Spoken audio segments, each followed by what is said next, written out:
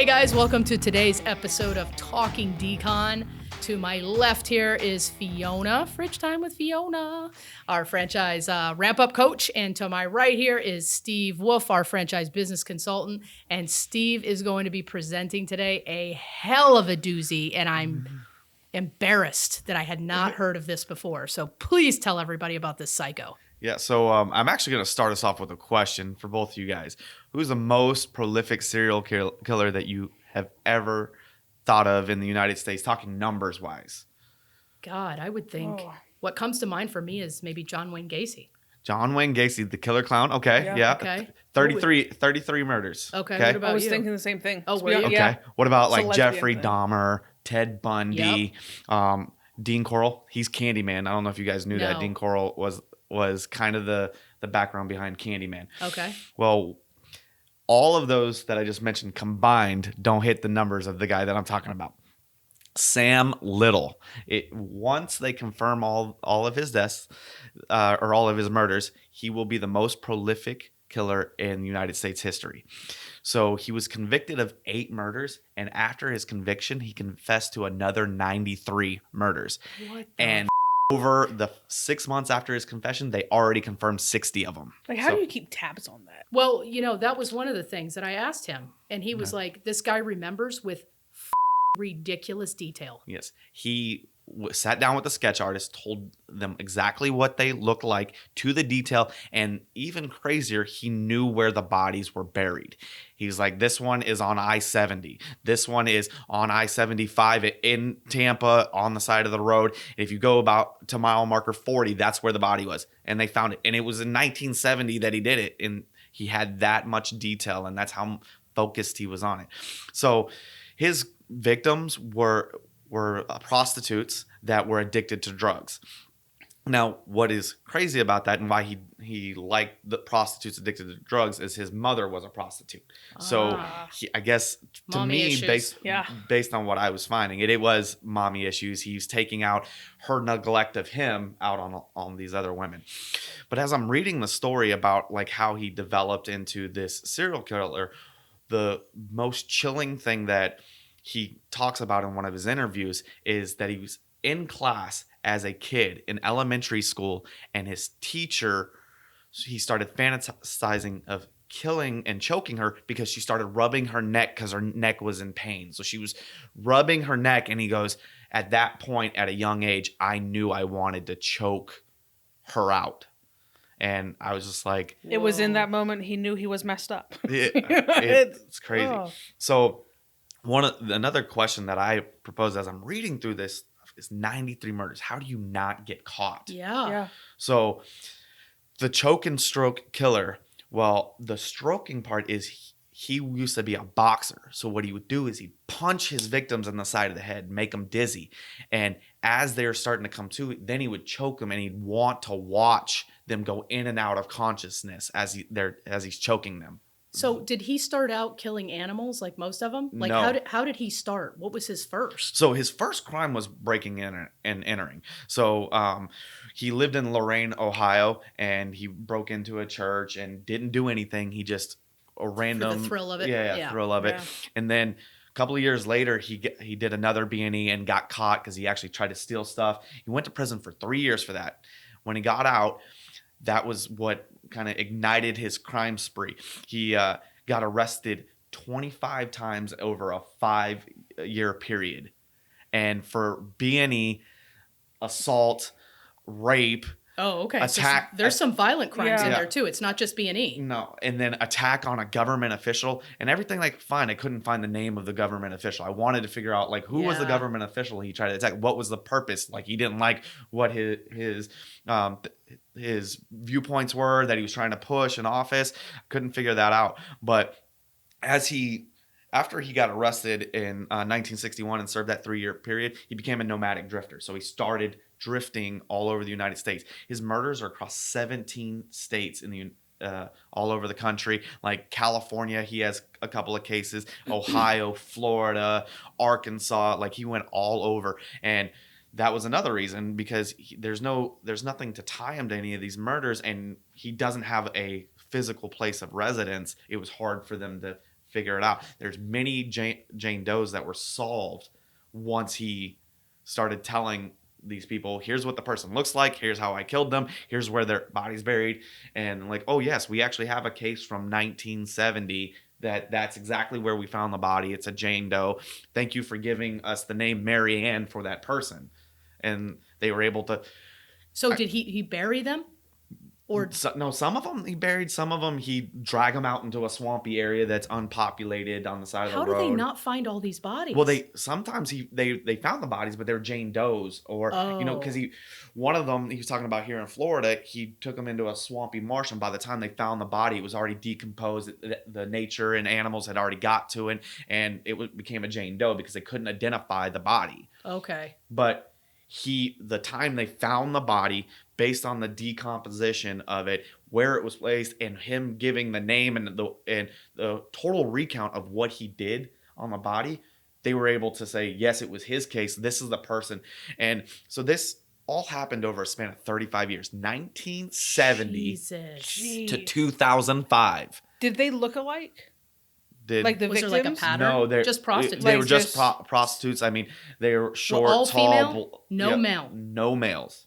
Okay, so that's consistent with some of the others where they target the prostitutes because probably he was thinking nobody's looking for him. No one's going to miss him. And some of these ones, he talked about a story where he picked up this prostitute, took her back to her house with the roommates. And as they're in the house, one of the roommates, because he has a car, said, hey, I need you to go to the store. Can you go pick it up? Well, they leave and they get in him and the prostitute get in an argument, and he ends up killing her.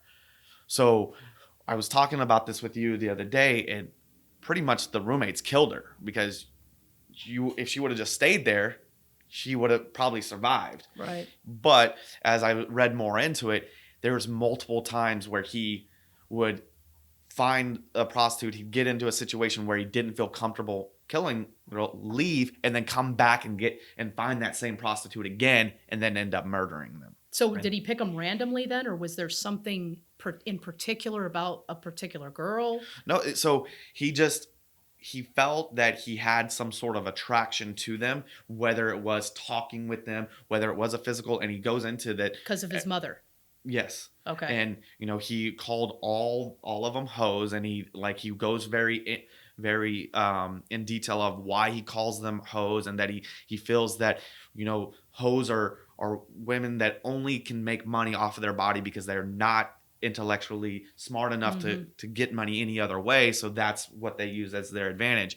And then he goes, then they go into drugs, and then they become a different person. And typically when I find that they've gone into a different person, that is the perfect opportunity for me. It's like a deep-rooted issue with his mom. Like, he's linking everything. It sounds like everything. Do we know what happened to mom? Like, did she die at a young age? Like, what happened? So they don't say anything about that. When he graduates from high school, he leaves his mom. Apparently she's still alive, but he has to get away from it. And she... You know what I'm thinking? That she probably put it in his face. Turned tricks with him. So instead of maybe giving him up for adoption, it was blatant. Yeah. And he saw her change into a different person. I mean, and he calls in the interviews, he calls his mom a hoe and says, and I think that's where it was the prostitution versus the drug portion, and that it had to be the combination, because he goes into stories about how his mom changed physically, that she would go out, she'd get her tricks, bring them back, and then afterwards she would go down this rabbit hole of doing drugs to kind of erase the memory of it.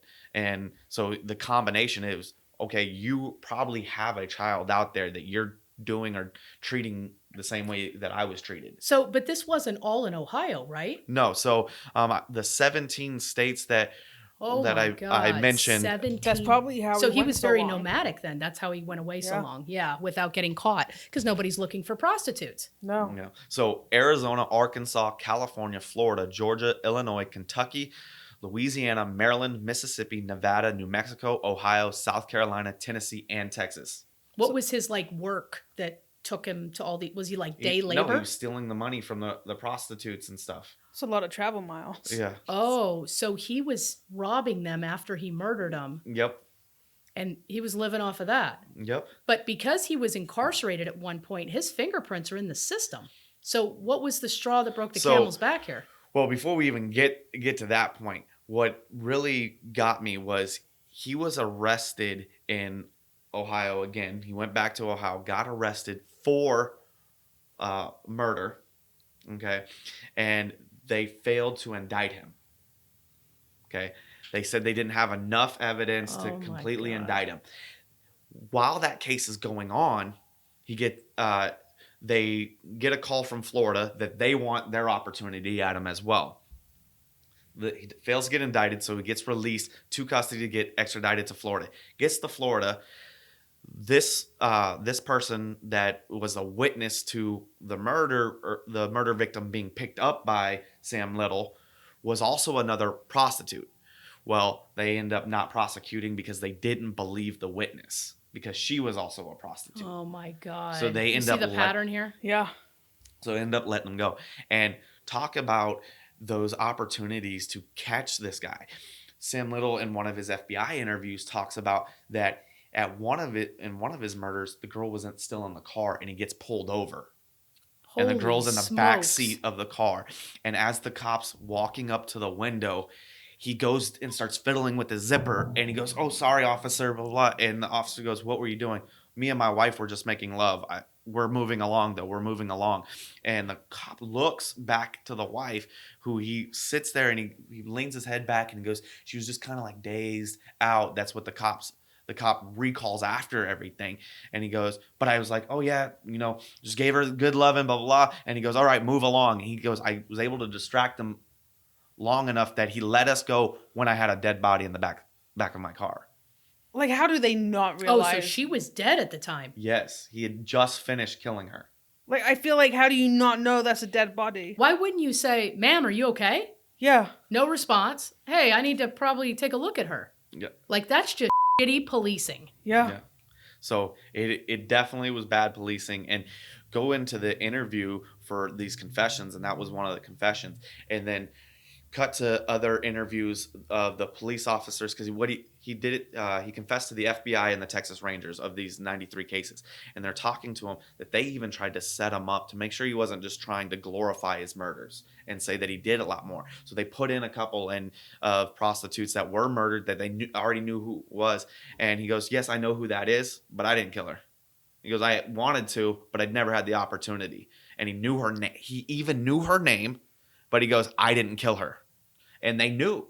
And that's how they were like, this guy really is speaking the truth, because we put in two or three plants, and he knew each one of them's name, But how? knew he didn't do it, and then moved along. How do you remember with that detail, like mile marker, whatever, on this interstate of a 20-year-old murder that you did?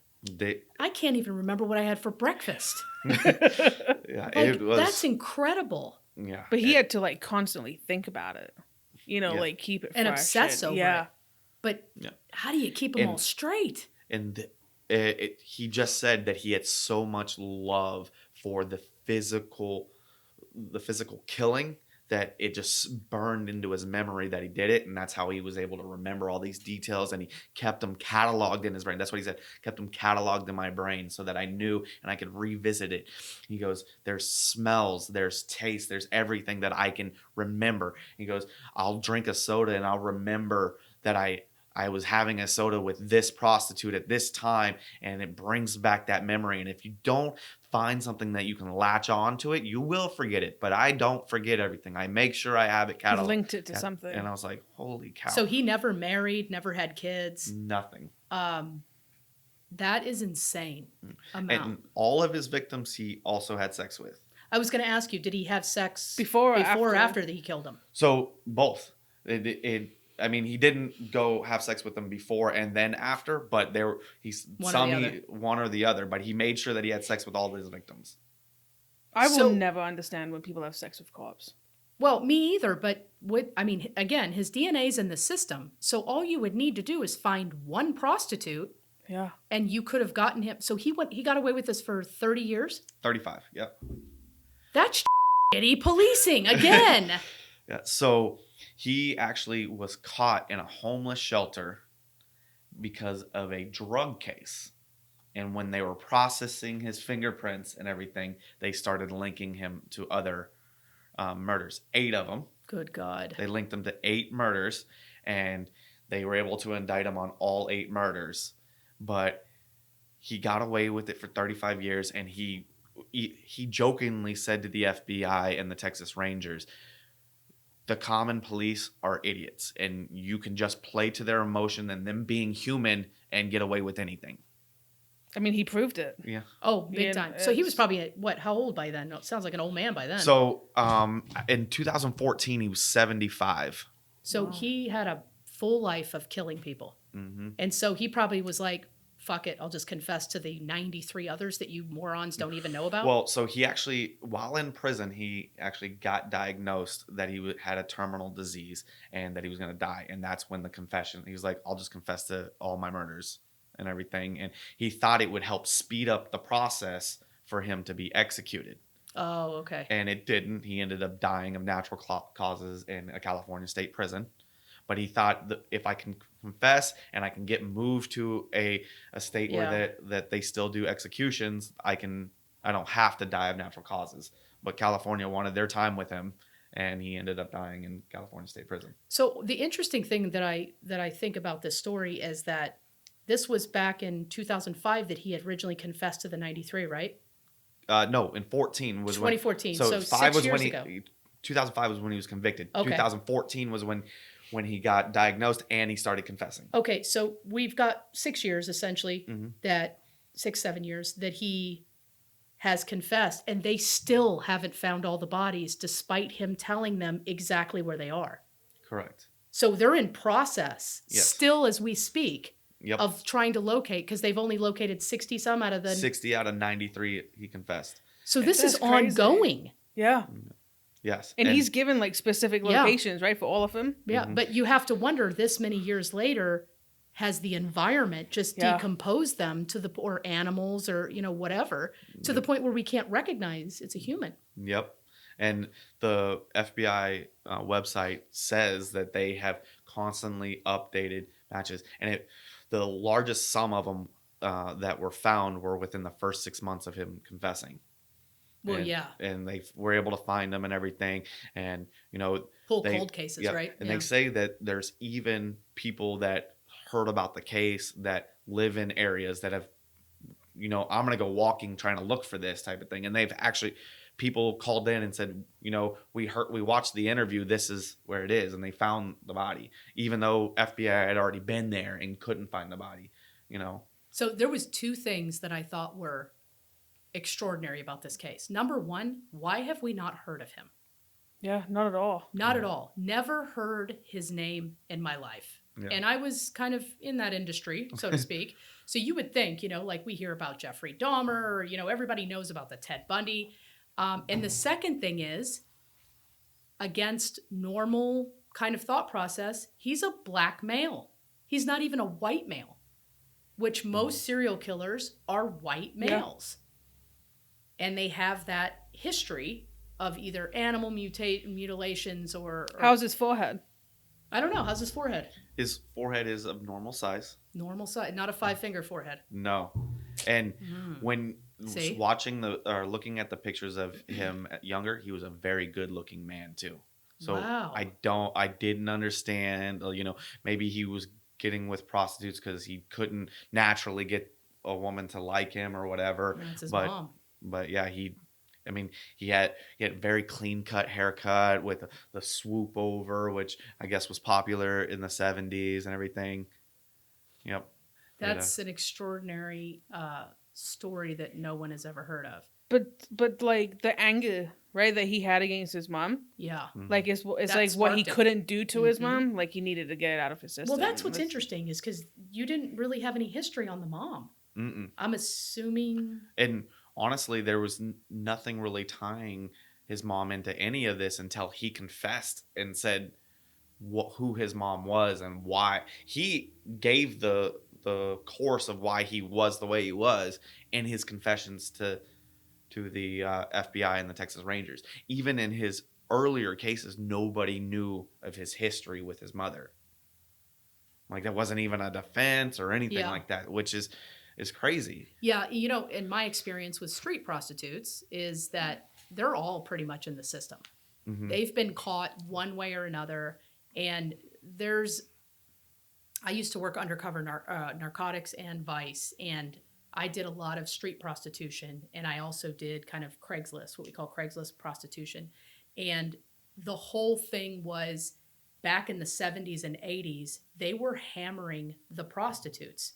Well, that turned around and policing started to focus on the Johns, right? So it's a supply and demand issue. Yeah. So what we did is we kind of rotated and we removed the prostitutes for a particular side of the city and we took their place. Okay. So when the Johns would come, they didn't know any different. They just thought we were normal. So we moved them out and we're like, hey, you're not working on this corner. So we would do this, quite frequently. And, I was 23 years old, and this was the most eye-opening part of my career that I will never forget is you think as a normal, middle-class person from suburbia that the guys that go for prostitutes are guys like this or, just dirtbag type things. And I cannot tell you that was a minority of the guys that would try to pick us up. It was married guys in BMWs, their kid seats in the back seat. I even got an FBI agent on duty on his lunch break. Career over. Oh, wow. Holy Career cow. over. Okay. So even he didn't know that we were there.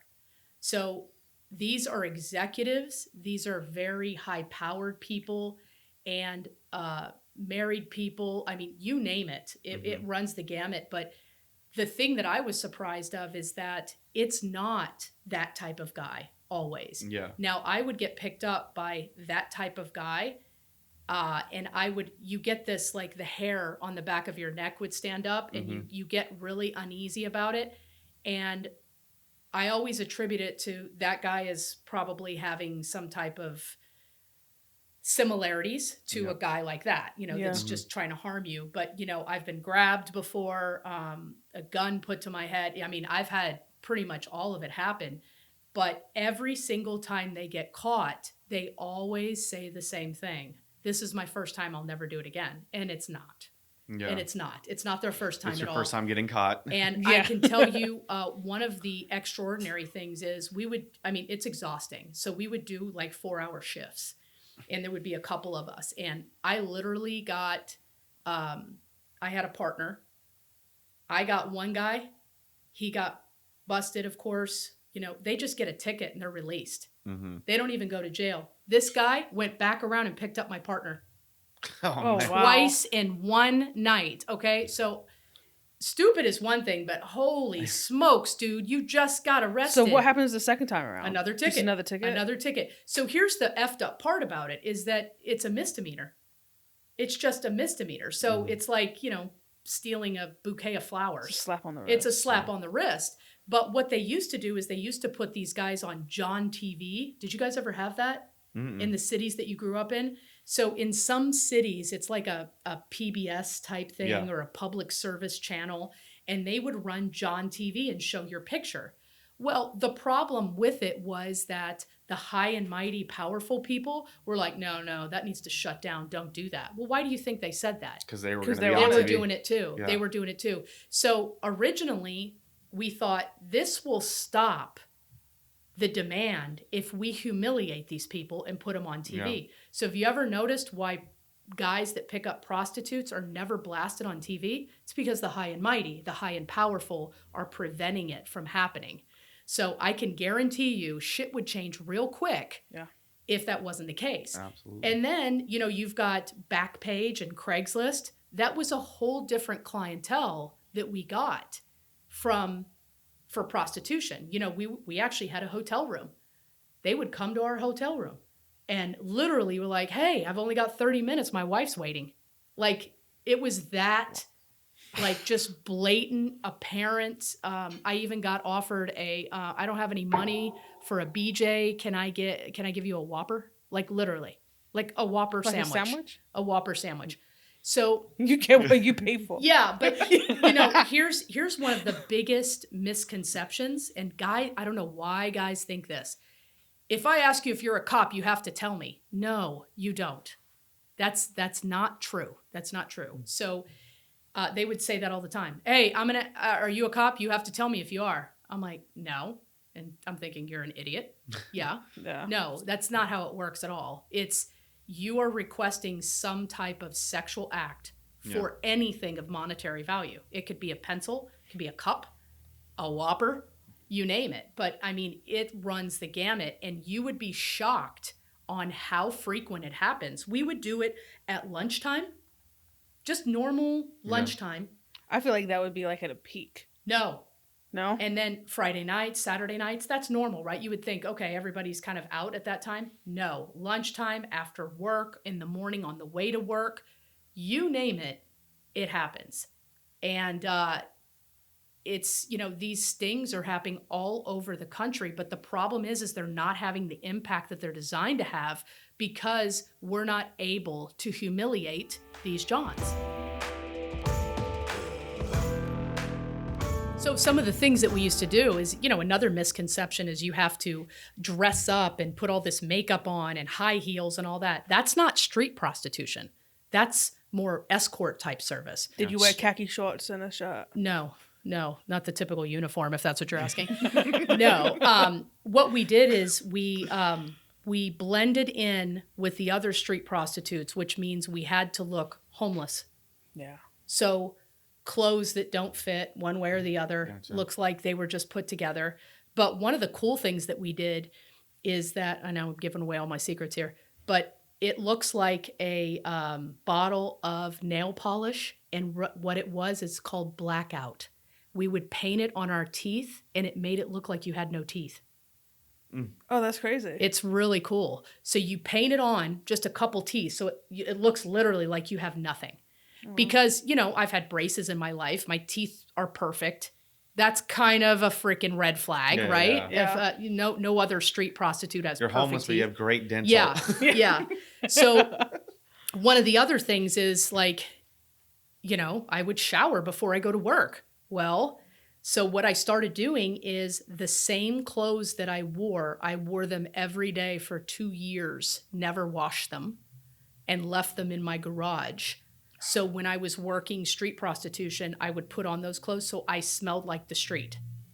So not clean or whatever. And, try not to wash my hair for that particular day.